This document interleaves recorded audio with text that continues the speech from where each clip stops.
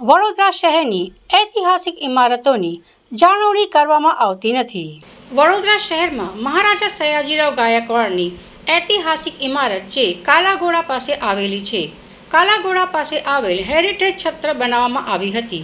જેને આજે વર્ષો વીતી ગયા, પરંતુ વડોદરા શહેર માટે મહારાજા સયાજીરાવ ગાયકવાડે આપેલી ધરોહર કાળજી કોઈ રાખી શકતું નથી। છેલ્લા ઘણા સમયથી વિશ્વામિત્રી તટ પાસે આવેલ છત્રી પર ઘુમ્મટ પડી રહ્યા છે અને આ ઐતિહાસિક ઇમારતને નુકસાન પણ થઈ રહ્યું છે, ત્યારે વડોદરા શહેરની ઐતિહાસિક ઇમારતોને જાળવણી કરવામાં આવતી નથી, જે લઈને આજે શક્તિ પવાર હેરિટેજ પ્રેમીએ આજે જેની દુર્દશા જોઈને તેમની લાગણીઓ વ્યક્ત કરી હતી।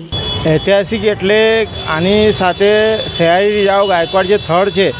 એમની બહુ લાગણી અને પ્રેમ જોડાયેલો છે। એકચ્યુઅલી એમને જ્યારે 12 વર્ષના હતા એમને દત્તક લીધા 1875માં। પછી એમના જે ઓરિજિનલ ફાધર હતા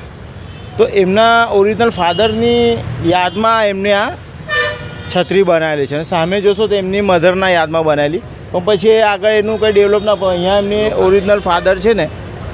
એમની યાદમાં છત્રી બનાવેલી છે અને અંદર એમની પેલું પાદુકાઈ મૂકી હતી, તો 1900ની સાલમાં એ બી ચોરાઈ ગઈ, પણ એટલે એમની ઓરિજિનલ જે સયાજીરાવ ગાયકવાડના ફાધર છે એમની યાદમાં એમને આ છત્રી બનાવી છે અને આજે એની હાલત એકદમ દયનીય છે ને તમે જોઈ રહ્યા છો કે બધા ઉપરથી પડી રહ્યું છે અને ક્રેક થઈ રહ્યું છે, પણ તંત્ર હોય કે પછી રોયલ ફેમિલી ગાયકવાડ ફેમિલીમાંથી કોઈ તદ્દન નિષ્કાળજીના સ્વરૂપે એને છોડી દેવામાં આવે છે અને કોઈ જોવા તૈયાર નથી। કેવું લાગી રહ્યું છે તમને? એટલે એ તો